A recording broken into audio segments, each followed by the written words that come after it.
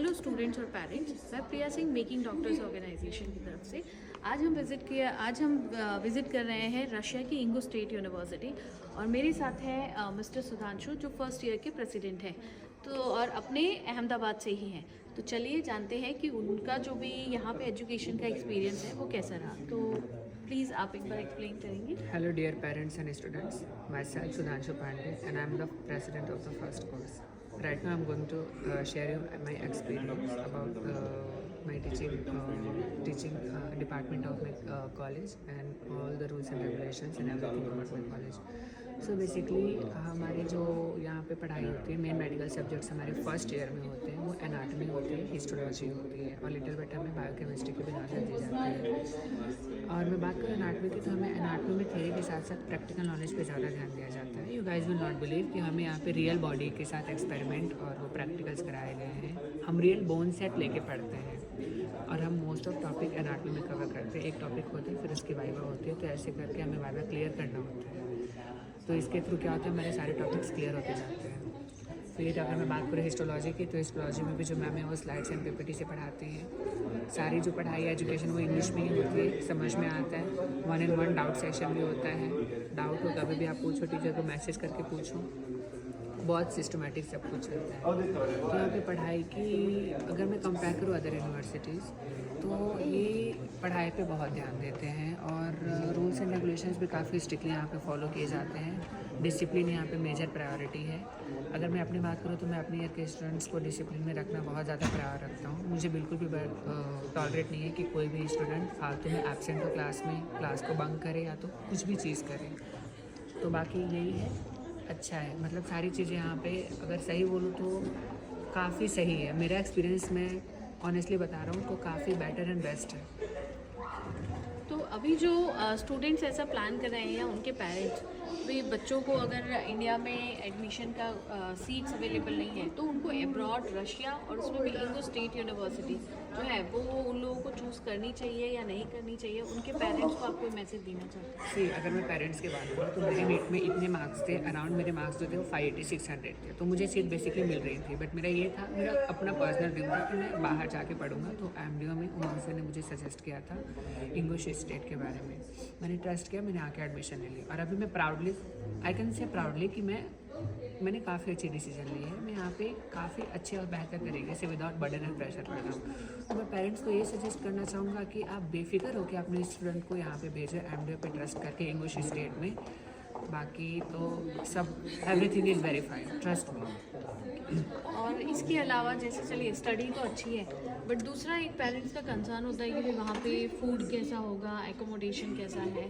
तो I think inside campus आपके hostel वगैरह अवेलेबल है? सी हॉस्टल में हमारा इंडियन मेस है। इंडियन मेस में हमारा जो फूड है वो भी काफ़ी मतलब सही मिलता है। सही इन द सेंस कि आप आराम से भरपेट खा के अपने लेक्चर्स अटेंड कर सकते हो। किसी भी कभी भी किसी चीज़ की प्रॉब्लम ऐसे तो फेस मैंने नहीं की है, अगर मैं पर्सनली अपनी बात करूँ तो।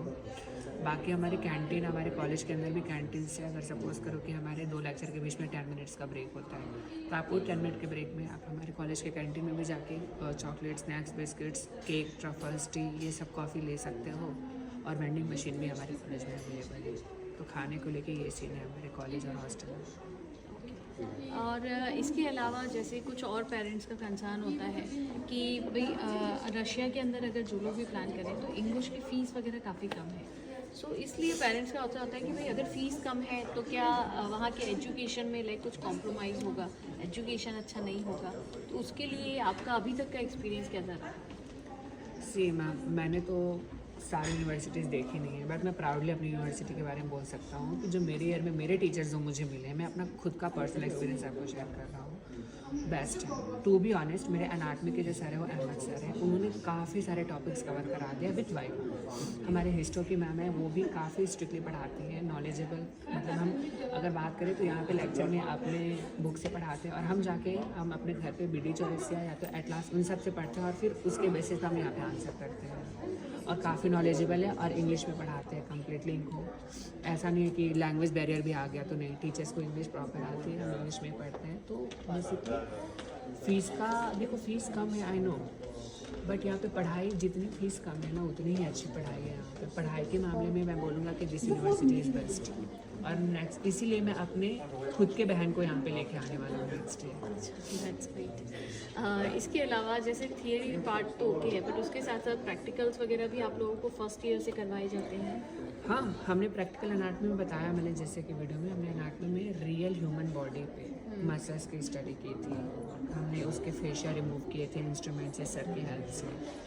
तो हमने ये सारी चीज़ें की हुई है एनाटॉमी में। प्रायर हिस्टो के में हम अपने खुद के स्लाइड्स बना के माइक्रोस्कोप में देखते हैं, यहाँ पे इलेक्ट्रिक माइक्रोस्कोप है, मैनुअल। यहाँ पे प्रैक्टिकल पे भी बहुत ज़्यादा ध्यान दिया जाता है। और यहाँ पे हमारे जो टीचर्स हैं वो हमसे कॉन्स्टेंटली पूछते रहते हैं कि आप हमें डिफरेंट आइडियाज़ दो कि हम किस तरीके से वर्क कर सकते हैं और कैसे क्या कर सकते हैं।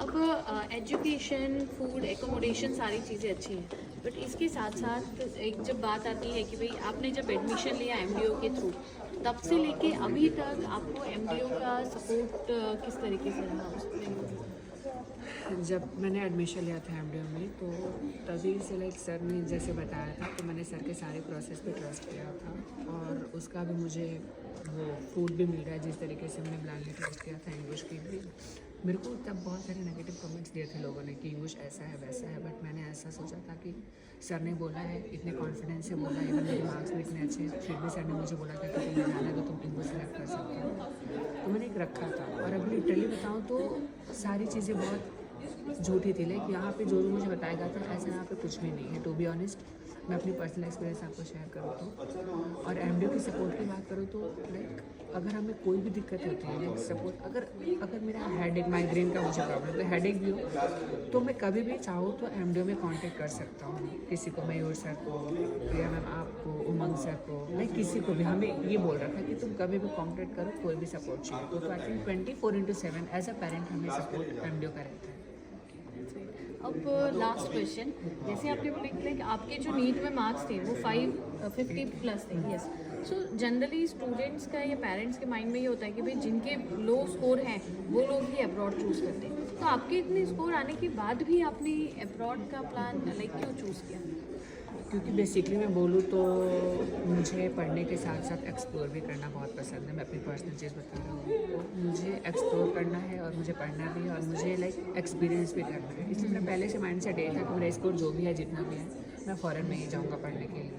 तो ज़रूरी नहीं है कि मार्क्स कम आ रहे हैं तो ही आप फ़ॉरेन जा रहे हो, वो तो एक सेकेंड प्रायोरिटी है। कुछ स्टूडेंट्स की प्रायोरिटी ये भी होती है कि वो जाके इंटरनेशनल चीज़ों को एक्सपोज करें, एक्सपोजर में पार्टिसिपेट करें और डिस्कवर करें।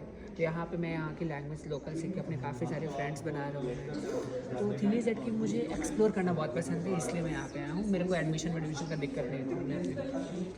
ठीक है, thank you so much Sudhanshu for your valuable feedback. Welcome.